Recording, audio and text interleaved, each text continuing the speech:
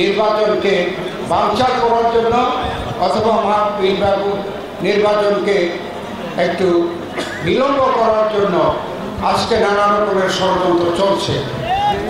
আজকে আমি আপনাদের কাছে অনুরোধ করতে চাই, যে কোনো ষড়যন্ত্রকে মোকাবেলা করার জন্য আগামী নির্বাচনকে আপনারা এত 16 বছর যাবৎ যেইভাবে নির্বাচন দিতে পারেন নাই, সেইভাবে যাতে নির্বাচন ভোট দিতে পারেন সেই জন্য আপনারা সকলে প্রস্তুত গ্রহণ করেন এবং সেইভাবে আপনারা দলকে সংগঠিত করেন।